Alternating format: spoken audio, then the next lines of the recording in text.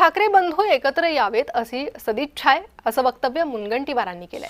शेवटी परिस्थितीनुसार निर्णय होतात असंही ते म्हणाले।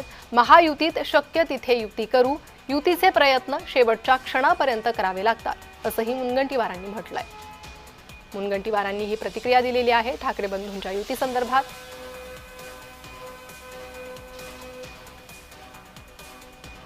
दोन भाऊ एकत्र यावे आमच्या सदिच्छा आहे। सख्खे चुलत भाऊ आहे, सख्खे मावस भाऊ आहे।